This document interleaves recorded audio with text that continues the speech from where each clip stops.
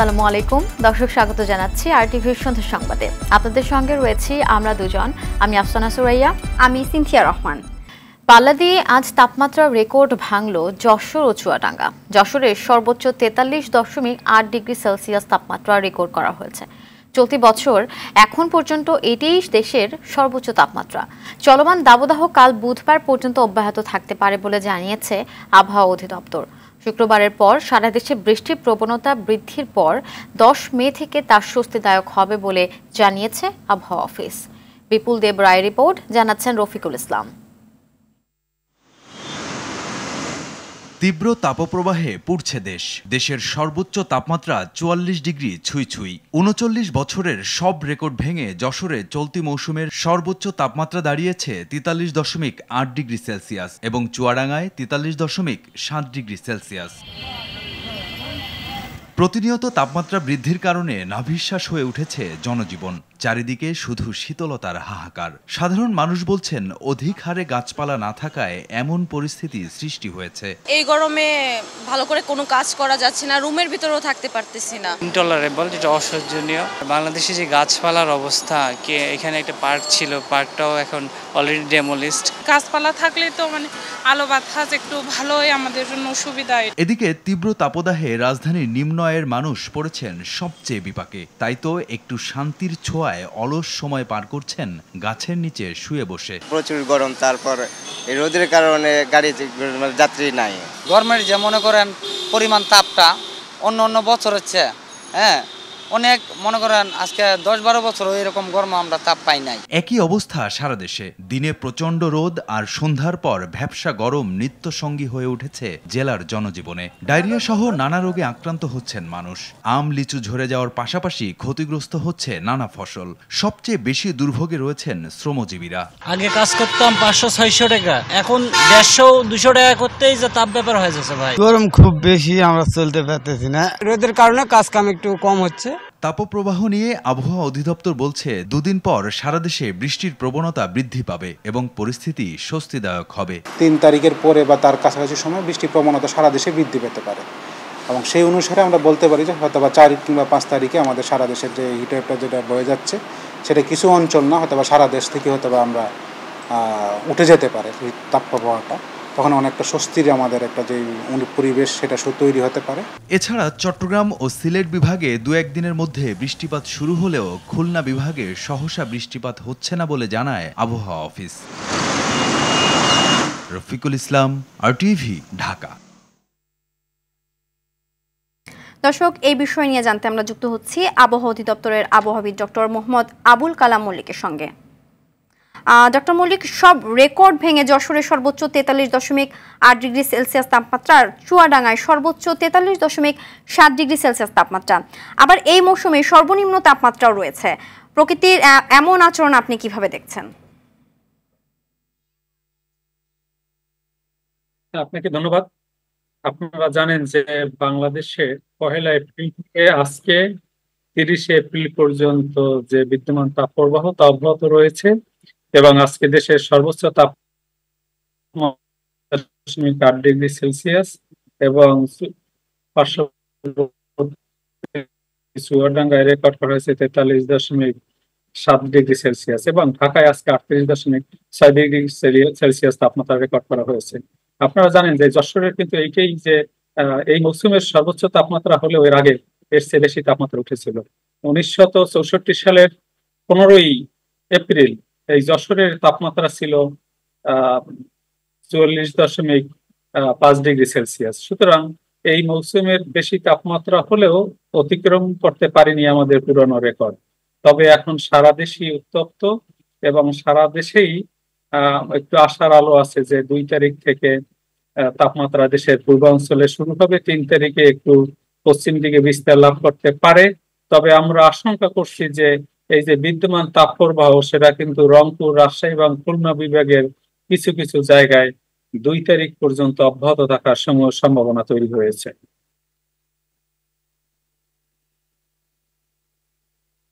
Doctor Mallick, আগেও তো এরকম গরম পড়েছে, এবারের গরমটা ব্যতিক্রম কেন? না দেখুন, প্রতিবারই আপনাদের বুঝতে হবে যে প্রতিবারই এপ্রিল মাস এবং আমাদের মে মাস কিন্তু উষ্ণতম মাস, প্রতিবারই এইরকম গরম হয়। তবে বৈশ্বিক উষ্ণায়ন এবং অন্যান্য ক্লাইমেটিক ফ্যাক্টরস এর একটিভ ফেজ থাকার কারণে, যেমন এল নিনো একটিভ ফেজ 16 এপ্রিল পর্যন্ত বিদ্যমান ছিল, তার রেস্টটা এখনো আছে। তার ছোঁয়া বাংলাদেশের অভ্যন্তরীণ আবহাওয়া জলবায়ুতে পড়েছে। শুধু বাংলাদেশেই নয়, আমরা যদি হিসাব করি একদম Pakistan, India, Bangladesh, Myanmar, Laos, Cambodia, Vietnam, Thailand এবং ইন্দোনেশিয়া পর্যন্ত একটা বড় অঞ্চল জুড়ে তাপমাত্রার বলয় তৈরি হয়েছে। এবং ক্রমশ আমাদের এই এপ্রিল মাস এবং এই যে এক্সট্রিম টেম্পারেচার কন্ডিশন বা চরম ভাবাপন্ন ওয়েদার সিস্টেম ক্রমান্বয়ে আমাদের এই দিকের আবহাওয়া জলবায়ুগত বৈশিষ্ট্যগুলিকে পরিবর্তন করেছে এবং তাপমাত্রার এই বিশাল বলয় অনেক দিন ধরে অব্যাহত আছে। এবং আমরা আশঙ্কা করছি যে এটা 2 তারিখ পর্যন্ত দেশের পশ্চিমাঞ্চল পর্যন্ত থাকবে। তবে 2 তারিখ পূর্বাঞ্চলে বৃষ্টি হলে আস্তে আস্তে এই ঠান্ডা হয়ে যাবে বাতাস, এবং এই ঠান্ডা বাতাসের সংমিশ্রণে পশ্চিমের বাতাসেরও কিছুটা সংমিশ্রিত হয়ে এই বিদ্যমান তাপ প্রবাহের তীব্রতা অনেকটা কমে যাবে। তবে আমরা সেই এ পর্যন্ত এতটুকু আশার আলো আপনাদেরকে দেখাতেই পারি। আমাদের সঙ্গে যুক্ত হওয়ার জন্য আপনাকে ধন্যবাদ। দর্শক, তাপমাত্রা বৃদ্ধির কারণ জানাচ্ছিলেন আবহাওয়া অধিদপ্তরের আবহাওয়াবিদ ডক্টর মোহাম্মদ আবুল কালাম মল্লিক। চলে যাচ্ছি পরের সংবাদে। তীব্র গরমে অসুস্থ রোগীদের চিকিৎসা দিতে দেশের হাসপাতালগুলোকে সুষ্ঠু ব্যবস্থাপনার মাধ্যমে বেড ফাঁকা রাখার নির্দেশ দিয়েছেন স্বাস্থ্যমন্ত্রী ডক্টর সামন্তলাল সেন। বিকেলে বঙ্গবন্ধু শেখ মুজিব মেডিকেল বিশ্ববিদ্যালয়ের 27তম প্রতিষ্ঠা বার্ষিকীর আলোচনা শেষে একথা জানান তিনি। বিশ্ববিদ্যালয়ের শহীদ মিলন হলে আয়োজিত আলোচনায় স্বাস্থ্যমন্ত্রী বলেন, অফিসের সময় বাইরে প্র্যাকটিস করলে চিকিৎসকদের বিরুদ্ধে কঠোর ব্যবস্থা নেওয়া হবে। ভুল চিকিৎসায় রোগী মৃত্যুর সংবাদ প্রচারে গণমাধ্যমকে আরও দায়িত্বশীল হওয়ার আহ্বান জানিয়ে মন্ত্রী বলেন, ভুল চিকিৎসা হয়েছে কিনা তা দেখার দায়িত্ব বিএমটিসির। চিকিৎসা ও শিক্ষায় বঙ্গবন্ধু শেখ মুজিব মেডিকেল বিশ্ববিদ্যালয়ের সুনাম দেশের সীমানা ছাড়িয়ে নেপাল, ভুটান সহ বেশ কয়েকটি দেশে ছড়িয়ে পড়েছে বলেও জানান সামন্তলাল সেন। আমি রিয়েল পিকচারটা দেখার জন্য আমি কিন্তু নড়াইলে গেছি, গোপালগঞ্জে গেছি। শুধু এই গরমে রুগীরা কেমন থাকে আমি নিজের চোখে দেখে আসছি। আমি একটা নির্দেশ দিয়েছি যে এই সময় রুটিন অপারেশন হাসপাতালে বন্ধ রাখার জন্য, যে অপারেশন 1 মাস পরে করলে হবে, বেডগুলো খালি রাখার জন্য, যাতে বাচ্চা এবং বয়স্করা অসুস্থ হলে ভর্তি হতে পারে। 28 বছরে রাজধানীতে জলাশয় কমেছে 86%, কংক্রিটের আচ্ছাদন বেড়েছে 76%। নগরে এখন সবুজ এলাকার পরিমাণ মাত্র 7 ভাগ। উল্টো দিকে বেড়েছে জনসংখ্যা, সেই সাথে শীতাতপ নিয়ন্ত্রণ যন্ত্রের ব্যবহার। ফলে বছর জুড়ে আশপাশের এলাকার চেয়ে রাজধানী থাকে কয়েক ডিগ্রি উষ্ণ, যা ঢাকাকে দিন দিন বসবাসের অনুপযোগী করে তুলছে। শাকিবুর রহমান ধারাবাহিকের আজ দেখুন প্রথম পর্ব। ছবি তুলেছেন মেহেদি হাসান সুজন। জলবায়ু পরিবর্তনের বিরূপ প্রভাবে বাড়ছে সারা বিশ্বের তাপমাত্রা। রাজধানী ঢাকায় তা যেন সীমা ছাড়িয়েছে। স্বাভাবিক সময়ে এ নগরের তাপমাত্রা আশপাশের গ্রামাঞ্চলের চেয়ে বেশি থাকে, যা স্বপ্নের নগরকে হিট আইল্যান্ড বা তপ্ত দ্বীপে পরিণত করছে। বাংলাদেশ ইনস্টিটিউট অব প্ল্যানার্সের গবেষণায় এর কারণগুলো স্পষ্ট। 28 বছরে রাজধানীতে জলাশয় কমেছে প্রায় 26 বর্গ কিলোমিটার। কংক্রিটের আস্তর 64 বর্গ কিলোমিটার থেকে বেড়ে হয়েছে 113 বর্গ কিলোমিটার। গাছপালা ও সবুজ এলাকা 43% থেকে কমে দাঁড়িয়েছে 7%। উল্টো দিকে বেড়েছে জনসংখ্যা, যানবাহন আর শীতাতপ নিয়ন্ত্রণ যন্ত্রের ব্যবহার। যে কটি খাল আছে তাও দখল আর দূষণে মরতে বসেছে। সিটি কর্পোরেশনের হিসেবে 47টি খালের মধ্যে 26টি উধাও। খালের পানিগুলো অনেক নোংরা আর হলো প্রচুর ময়লা ভাই। ময়লার কারণে মনে করেন হাইটে গেল প্রচুর গন্ধ পায় ভাই, আরও শরীরে মানে নিঃশ্বাস ঠিক নেওয়া যায় না ভাই। যদি নাও পাওয়া যেত তারপর পরিবেশটা দেখতে একটা পরিবেশটা ভালো থাকতো, এখন যেটা নাই। অবশিষ্ট জলাশয় আর পার্কে একটু স্বস্তি খুঁজেন নগরবাসী, যেখানে তাপমাত্রা কিছুটা কম। এই লেক পার্কটা অনেক ভালো লাগে, বিকাল হলে অনেক দর্শনার্থী আসে, তারা একটু প্রশান্তি খুঁজে। সব জায়গার ক্ষেত্রে এখানে একটু গরম কম, দ্যাটস ওয়াই এখানে আসে আমরা বসলাম। পরিবেশ তো কখনোই ভালো হবে না, এগুলো নিয়ন্ত্রণ করার জন্য আরও পরিবেশ পরিষ্কার রাখতে হবে। বিশেষজ্ঞরা বলছেন, ভরাট, দখল আর দূষণ ঠেকাতে না পারলে এ শহরে বাস করায় দায় হয়ে দাঁড়াবে। আমরা বেসুমার উন্নয়নের নামে এবং দখলের নামে এই যে জলাভূমি জলাশয়কে 5% নিচে নিয়ে আসলাম। এই জন্যই দেখা যাচ্ছে যে আমাদের ঢাকায় যে বর্তমানে যে গরম বা তাপমাত্রা, এই তাপমাত্রা তো এমনিতে গরমকালে ঢাকায় থাকারই কথা, কিন্তু আমাদের এই যে জলাশয় জলাভূমি কমে যাওয়ার কারণে এই তাপমাত্রাকে আমরা অনুভব করছি তীব্রভাবে। নগরে খাল, জলাশয় আর জলাভূমিগুলো তাপ শোষণ করে। দিন দিন এর পরিমাণ কমায় ভারসাম্য হারাচ্ছে রাজধানীর পরিবেশ। 2020 সালে ঢাকা ওয়াসার কাছ থেকে খাল বুঝে পাওয়ার পর ঢাকার 2 সিটি কর্পোরেশন বিভিন্ন মেয়াদে খাল খনন এবং পরিষ্কারের কাজ করেছে, কিন্তু নগরবাসীর উদাসীনতার কারণে এখনও অপরিচ্ছন্ন এই খালগুলো। দৃষ্টিনন্দনতা এবং পানির প্রবাহ ফিরিয়ে আনতে দরকার এলাকাবাসীর কার্যকরী ভূমিকা, তবেই এই খালগুলো ফিরে পাবে তার প্রাণ। সাকিবুর রহমান, RTV, ঢাকা। দেশের তাপমাত্রা বৃদ্ধির জন্য ভুল নগর দর্শনকে দায়ী করেছে পরিবেশবাদী সংগঠন বাংলাদেশ পরিবেশ আন্দোলন বাপা। সেই সঙ্গে পরিবেশ ও প্রতিবেশের সাথে সহনশীল সহমর্মিতায় সহাবস্থানের মানসিকতার প্রতি বিদ্বেষপূর্ণ আচরণকে দায়ী করে সংগঠনটি।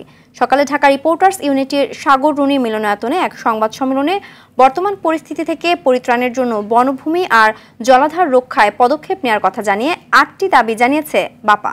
সাদিয়া কানিজের সহায়তায় মারুফ রেজা রিপোর্ট। দেশব্যাপী বয়ে চলা দাবদাহে নাকাল সাধারণ মানুষ। তীব্র এ তাপপ্রবাহে বিপর্যস্ত রাজধানী ঢাকার জনজীবনও। অর্ধদশক আগেও গরমের এই তীব্রতা না থাকলেও এখনকার বাস্তবতা চরমে পৌঁছেছে এর মাত্রা। বাংলাদেশ পরিবেশ আন্দোলন বাপা আয়োজিত সংবাদ সম্মেলনে এর পেছনের কারণ হিসেবে অপরিকল্পিতভাবে গাছ উজাড় আর উন্নয়ন কাজে সমন্বয়হীনতাকে দায়ী করেন বক্তারা। আপনারা ছোট ছোট ক্লাইমেটগুলোকে নষ্ট করে ফেলছেন, ছোট ছোট হাইড্রোলজিক্যাল সাইকেলগুলো নষ্ট করে ফেলছেন। যখন ওয়েটল্যান্ড থাকবে না, পানি থাকবে না, হাইড্রোলজিক্যাল যে সাইকেলটা আছে নষ্ট হয়ে যাবে। আজকে আমরা খুবই এক্সাইটেড, কিন্তু এটা দীর্ঘমেয়াদী। একটা গাছ লাগালেন, সেই গাছটা পরিচর্যা করে তাকে যদি বড় না করেন, ওইটা ফিউটাইল এক্সারসাইজ হবে। সুতরাং গাছ লাগানো, পরিচর্যা করে সেটা বনায়নের পর্যায়ে নিয়ে আসা। সংবাদ সম্মেলনে মূল প্রবন্ধ উপস্থাপন করেন বাপার সহসভাপতি স্থপতি ইকবাল হাবিব। বলেন, ধনী দরিদ্রের মধ্যে ক্রমবর্ধমান ব্যবধানের প্রতিফলনই প্রখরতা বৃদ্ধি। গাছ রোপণ, লালনের অনাগ্রহ এবং পুঁজি নির্ভরতাকে প্রাধান্য দিয়ে জীবন আচরণ, প্রকৃতিভিত্তিক সমাধানকে রাষ্ট্রীয়ভাবে নগর দর্শনে অন্তর্ভুক্ত না করা, জলাধার এবং সবুজকে প্রাধান্য না দিয়ে কোনো ধরনের প্রকল্পকে অনুমোদন না দেওয়ার দৃঢ় সংকল্প না করাকে দায়ী করে আজকে উপস্থাপন করেছি। দায়ী সংশ্লিষ্টদের জবাবদিহিতার আওতায় নিয়ে আসা, নগরীর জলাশয় পুনরুদ্ধার সহ 8টি দাবিও তুলে ধরা হয় সংবাদ সম্মেলনে। আমরা মনে করি সামগ্রিকভাবে সরকারের অসংখ্য কিছু করণীয় আছে, হয় সরকার সেটা করবে, আদারওয়াইজ বিদেশের নিম্ন বা অন্যান্য প্রভাবে এই ঘটনা ঘটছে বলে দায় এড়ানোর কোনো সুযোগ যে নাই, সেটা আমরা প্রমাণসহ উপস্থাপনা করার মধ্যে দিয়ে সরকারকে আশু পদক্ষেপ নিতে বাধ্য করতে চাই। জলবায়ু পরিবর্তনের কারণে বাংলাদেশ বরাবরই সবচেয়ে ক্ষতিগ্রস্ত ও ঝুঁকির তালিকায় অন্যতম জানিয়ে এখনই কার্যকর উদ্যোগ নেওয়ার দাবি জানায় বাংলাদেশ পরিবেশ আন্দোলনের নেতারা। মারুফ রেজা, RTV, ঢাকা। উচ্চ আদালতের আদেশের বিরুদ্ধে আপিলে যাবে না শিক্ষা মন্ত্রণালয়। আদালতের নির্দেশ মেনে বৃহস্পতিবার দেশের মাধ্যমিক পর্যায়ের স্কুল ও মাদ্রাসা বন্ধ থাকবে বলে জানিয়েছেন শিক্ষামন্ত্রী মহিবুল হাসান চৌধুরী নফেল। বিকেলে নিজ দপ্তরে একথা জানান তিনি। শিক্ষামন্ত্রী বলেন, তাপমাত্রা বিবেচনায় শিক্ষা মন্ত্রণালয় সংশ্লিষ্টদের সঙ্গে বৈঠক করে সবার মতামতের ভিত্তিতে সিদ্ধান্ত দিয়েছিল। ক্লাস বন্ধ থাকায় পড়াশোনার ঘাটতি মেটাতে পরবর্তীতে প্রয়োজনে শুক্রবারও ক্লাস নেওয়া হবে বলে জানান শিক্ষামন্ত্রী। এছাড়া সরকারি নির্দেশনার পরও দাবদাহের মধ্যে যারা বিদ্যালয় খোলা রাখছে তাদের বিরুদ্ধে ব্যবস্থা নেওয়ার কথাও জানান শিক্ষামন্ত্রী। যেটা প্রথা সেটা হচ্ছে যে আদালত থেকে একটা নির্দেশনা আসলে, আদেশ আসলে নির্বাহী বিভাগ আইনের শাসনের প্রতি শ্রদ্ধাশীল, সেটা আমরা মেনে চলি, সেটাই হচ্ছে প্রথা। যারা নির্দেশনা দেওয়ার পরও বিদ্যালয় খোলা রেখেছে, যে সমস্ত জেলায় আমাদের তাপমাত্রা অত্যাধিক, সেই সমস্ত বিদ্যালয়ের বিরুদ্ধে অবশ্যই আমরা ব্যবস্থা নেব। যেই শিক্ষা কার্যক্রম পরিচালনার জন্য যত দিনের প্রয়োজন, সেটা অর্জন করার জন্য যদি শুক্রবারও খোলা রাখতে হয়, আমাকে খোলা রাখতে হবে। কমিউনিটি ক্লিনিক যেন তৃণমূলে সাধারণ মানুষের কাছে স্বাস্থ্যসেবা প্রাপ্তির ক্ষেত্রে একটি ভরসার জায়গা তৈরি হয় সেদিকে নজর দেওয়ার আহ্বান জানিয়েছেন রাষ্ট্রপতি মোহাম্মদ শাহাবুদ্দিন। দুপুরে রাজধানীর ওসমানী স্মৃতি মিলনায়তনে কমিউনিটি ক্লিনিকের ২৪তম প্রতিষ্ঠা বার্ষিকী উদযাপন অনুষ্ঠানে এইসব আহ্বান জানান তিনি। পাশাপাশি এর সুনাম ধরে রেখে আগামীতেও কমিউনিটি ক্লিনিকের পরিষেবা মানুষের মাঝে ছড়িয়ে দিতে সংশ্লিষ্টদের প্রতি আহ্বানও জানান রাষ্ট্রপতি।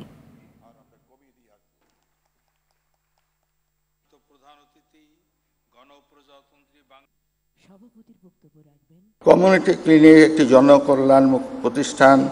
আমি এই প্রতিষ্ঠানটির টেকসই অগ্রযাত্রা সকলের সহযোগিতা হাত বাড়িয়ে দেওয়ার আহ্বান জানাচ্ছি। মাননীয় প্রধানমন্ত্রীর অনন্য উদ্যোগ দ্য শেখ হাসিনা ইনিশিয়েটিভ ছড়িয়ে পড়বে পুরো বিশ্বে। রেলে ভাড়া বৃদ্ধির সিদ্ধান্ত গণবিরোধী উল্লেখ করে তা প্রত্যাহারের দাবি জানিয়েছেন যাত্রী কল্যাণ সমিতি। সকালে জাতীয় প্রেস ক্লাবের সংবাদ সম্মেলনে সংগঠনটি জানায়, রেয়াতি সুবিধা প্রত্যাহারের কারণে বাসের চেয়ে রেলের ভাড়া বেশি হয়েছে। রেলের দুর্নীতি অনিয়ম বন্ধ না করে বাস মালিকদের সুবিধা দিতেই এমন সিদ্ধান্ত নিয়েছে রেল কর্তৃপক্ষ। দ্রুত এই সিদ্ধান্ত প্রত্যাহারের দাবি জানান সংগঠনের মহাসচিব মোহাম্মদ মোজাম্মেল হক চৌধুরী। স্বাধীনতার পর থেকে যাত্রীর সংখ্যা ব্যাপকভাবে বাড়লেও চাহিদার তুলনায় যোগান দিতে না পেরে ব্যাপক যাত্রী চাহিদার বাণিজ্য রেল লুফে নিতে পারছে না। ফলে অল্প যাত্রী বহন করে বেশি মুনাফা লুটে নেওয়ার পথে হাঁটছে রেল। এমন চিন্তা থেকে রেয়াতি সুবিধা প্রত্যাহার করে বাসের চেয়ে রেলের ভাড়া বেশি নির্ধারণ করা হয়েছে বলে আমরা যাত্রী কল্যাণ সমিতির পক্ষ থেকে আমাদের পর্যবেক্ষণে এমনটি চিত্র উঠে এসেছে। এদিকে রেলের ভাড়া না বাড়ানোর জন্য সংশ্লিষ্ট সব কর্তৃপক্ষের প্রতি আহ্বান জানিয়েছে নৌ সড়ক ও রেলপথ রক্ষা জাতীয় কমিটি। সংগঠনটির এক বিবৃতিতে বলা হয়, দ্রব্যমূল্যের লাগামহীন ঊর্ধ্বগতির কারণে সাধারণ মানুষের জীবনযাত্রার ব্যয় অনেক বেড়ে গেছে। এ অবস্থায় রেলের মতো গণপরিবহনের ভাড়া বাড়ানো সম্পূর্ণ অযৌক্তিক ও জনস্বার্থ বিরোধী। আগামী ৪ মে ট্রেনের ভাড়ার উপর থেকে রেয়াত প্রত্যাহারের সিদ্ধান্ত নেয় বাংলাদেশ রেলওয়ে কর্তৃপক্ষ। এর ফলে সেই দিন থেকে প্রতি ১০০ কিলোমিটারে জনপ্রতি ভাড়া ২০ থেকে ৩০% বেড়ে যাবে।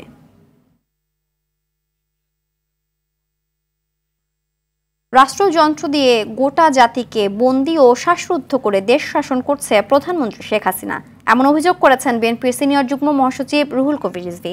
রাজধানীর নয়াপল্টনে বিএনপির কেন্দ্রীয় কার্যালয়ের নিচে জাতীয়তাবাদী মৎস্যজীবী দলের আয়োজিত স্মরণ সভায় তিনি বলেন, তাপদাহ বৃদ্ধির জন্য সরকারই দায়ী। বিদ্যালয় বন্ধ খোলা নিয়ে সরকারের হযবরল সিদ্ধান্তের সমালোচনাও করেন তিনি। তথাকথিত উন্নয়নের নামে দেশকে বিষাক্ত নগরীতে পরিণত করা হয়েছে বলেও অভিযোগ করেন তিনি। বাদবাকি মানুষ বাংলাদেশের সব দ্বিতীয় শ্রেণী।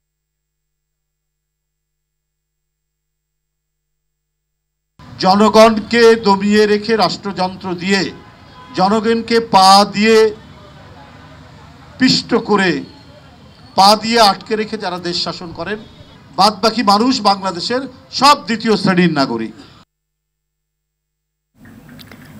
আসন্ন উপজেলা পরিষদ নির্বাচনে প্রার্থীরা চাইলেও সেনাবাহিনী মোতায়েনের কোনো সিদ্ধান্ত নেই ও সুযোগ নেই বলে জানিয়েছেন নির্বাচন কমিশনার মোহাম্মদ আলমগীর। দুপুরে মাদারীপুর জেলা প্রশাসকের সম্মেলন কক্ষে নির্বাচন সুষ্ঠু ও শান্তিপূর্ণ করতে বিভিন্ন দপ্তরের কর্মকর্তাদের সঙ্গে এক মত বিনিময় সভায় একথা বলেন তিনি। প্রার্থী ও ভোটারদের নিরাপত্তা দিতে পুলিশই যথেষ্ট বলে জানান নির্বাচন কমিশনার। এদিকে জাতীয় নির্বাচন থেকে উপজেলা নির্বাচনে বেশি ভোটার উপস্থিতির প্রত্যাশা করছে নির্বাচন কমিশন, বলেছেন নির্বাচন কমিশনার আনিসুর রহমান। সকালে কুমিল্লা জেলা শিল্পকলা একাডেমি মিলনায়তনে উপজেলা নির্বাচনকে কেন্দ্র করে আইনশৃঙ্খলা বাহিনী সহ মাঠ প্রশাসনের কর্মকর্তাদের সঙ্গে মতবিনিময় সভায় এসব কথা বলেন তিনি। মেয়র নির্বাচন এরকম ছিল, সেখানে কিন্তু ব্যাপক ভোটারের উপস্থিতি ছিল এই তাপদাহর মধ্যেও। তারপরে কোনো রকমের ঘটনা ঘটেনি ভোট নিয়ে। আমরা আশা করছি যে এই ৮ তারিখে, মে মাসের ৮ তারিখ থেকে যে প্রথম ধাপ শুরু হবে এবং পর্যায়ক্রমে আরও ৩টা ধাপ, সবগুলোই সুন্দর হবে এবং কোনোটাতেই কোনো রকমের ব্যত্যয়কে আমরা মেনে নিব না। প্রয়োজন বোধে আমরা কঠোর সিদ্ধান্তে থাকব। দেশের 6টি অভয়াশ্রমে ইলিশ সহ সব ধরনের মাছ ধরায় নিষেধাজ্ঞা শেষ হচ্ছে আজ মধ্যরাতে। ফলে 2 মাস পর জাল নৌকা নিয়ে মাছ শিকারে নামবেন জেলেরা। চাঁদপুর সদর সহ বিভিন্ন স্থানে মেঘনাপাড়ের জেলে পল্লীতে প্রস্তুতি শেষ করেছেন জেলেরা। ভোলার মেঘনা ও তেঁতুলিয়া নদীর জেলেরা মাছ শিকারের প্রস্তুতি নিচ্ছেন। এ উপলক্ষে মৎস্যঘাট ও জেলে পল্লীতে উৎসবের আমেজ বিরাজ করছে। এদিকে নিষেধাজ্ঞা সফল হয়েছে দাবি করে এবছর রেকর্ড পরিমাণ ইলিশ উৎপাদনের আশা মৎস্য বিভাগের। এর আগে ইলিশ সহ অন্যান্য মাছের উৎপাদন বাড়াতে মার্চ এপ্রিল 2 মাস দেশের 6টি অভয়াশ্রমে সকল প্রকার মাছ ধরায় নিষেধাজ্ঞা দেয় সরকার। প্রায় 100% জাটকায় আমাদের এই চাঁদপুর সীমানা অতিক্রম করেছে এবং প্রায় সাগরমুখী সেই জাটকাগুলো। এই জাটকাগুলাই আগামীতে বড় হয়ে পূর্ণাঙ্গ ইলিশ রূপে আবার ডিম পাড়ার জন্য এখানে আসবে। তা আমরা আশা করব যে ইলিশের যে জাতীয় উৎপাদনের যে টার্গেট লক্ষ্যমাত্রা নির্ধারণ করেছে সেই লক্ষ্যমাত্রা আমাদের 6 লক্ষ মেট্রিক টন যে মানে আমাদের উৎপাদনের যে কাঙ্ক্ষিত লক্ষ্যমাত্রা সেটার আমরা অতিক্রম করতে পারবো।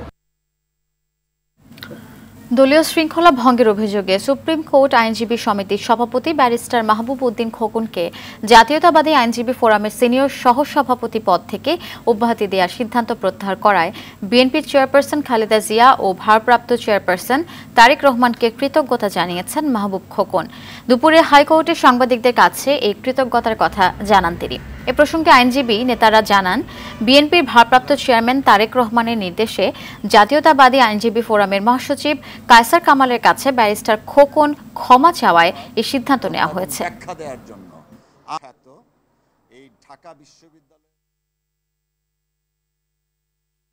ইসলামী ব্যাংকে ভয়ঙ্কর নভেম্বর নিয়ে আর অনুসন্ধান চলবে না বলে নির্দেশ দিয়েছেন হাইকোর্ট।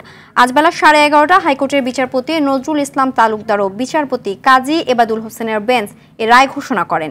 এ সময় রাষ্ট্রপক্ষে deputy attorney general AKM Amin Uddin ও দুর্নীতি দমন কমিশনের পক্ষে অ্যাডভোকেট খুরশিদ আলম খান উপস্থিত ছিলেন। তবে দুর্নীতি দমন commission Dudok, Bangladesh financial intelligence unit BFIU CID চাইলে স্বাধীনভাবে অনুসন্ধান করতে পারবে বলে জানিয়েছেন হাইকোর্ট।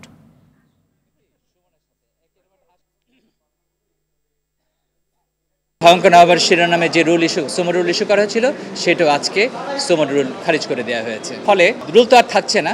অ্যাপ্রিডিউশন যেটা বলেছিলেন যে যদি কোনো ইনভেস্টিগেশন এজেন্সি থাকে, তারা যদি মনে করে তাদের যদি মনে হয় তাদের নিজস্ব মনে হওয়ার থেকে তবে তারা তাদের কার্যকলাপ গ্রহণ করতে পারে।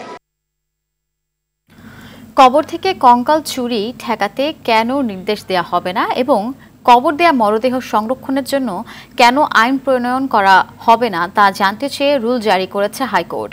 আজ এই সংক্রান্ত বিষয়ে দায়ের করা রিটের প্রাথমিক শুনানি নিয়ে হাইকোর্টের বিচারপতি মোস্তফা জামান ইসলাম ও বিচারপতি মোহাম্মদ আতাবুল্লাহর সমন্বয়ে গঠিত বেঞ্চ এই আদেশ দেন। রিটের পক্ষে অ্যাডভোকেট ডক্টর গোলাম রহমান ভূঁইয়া এবং রাষ্ট্রপক্ষের ডেপুটি অ্যাটর্নি জেনারেল তুষার কান্তি রায় উপস্থিত ছিলেন। গত 14 মার্চ হাইকোর্টের সংশ্লিষ্ট শাখায় সুপ্রিম কোর্টের আইনজীবী অ্যাডভোকেট ডক্টর গোলাম রহমান ভূঁইয়ার করা রিট আবেদনের প্রেক্ষিতে এই রুল জারি করা হয়েছে।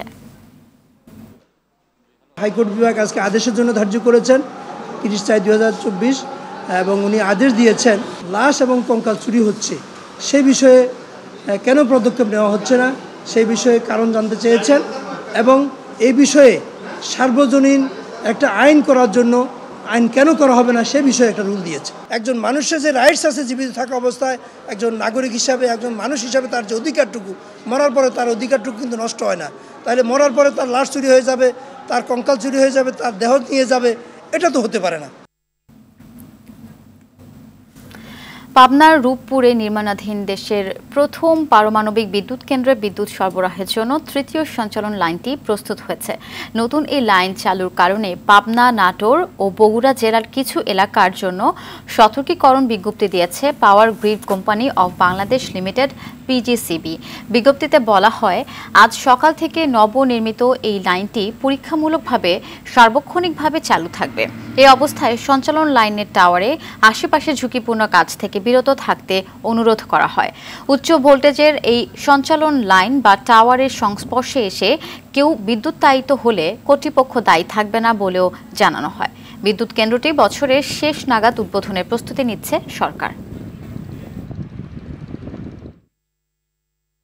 সুনামগঞ্জের দোয়ারা বাজারে তমা আক্তার নামের এক কলেজ ছাত্রীকে ধর্ষণের পর শ্বাসরুদ্ধ করে হত্যা করেছে লিটন আহমদ নামের এক যুবক। সোমবার রাতে পান্ডারগাঁও ইউনিয়নে এই ঘটনা ঘটে।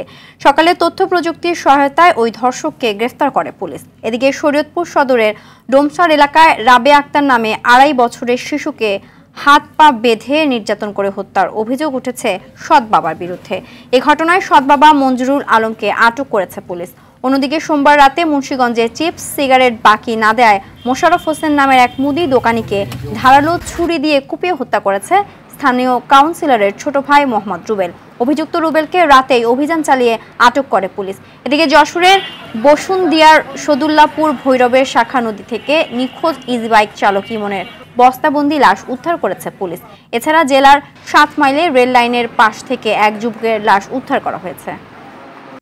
বাংলাদেশ নারী দলের বিপক্ষে আন্তর্জাতিক প্রীতি ম্যাচ খেলতে মে মাসের শেষ দিকে ঢাকা আসবে চাইনিজ তাইপে।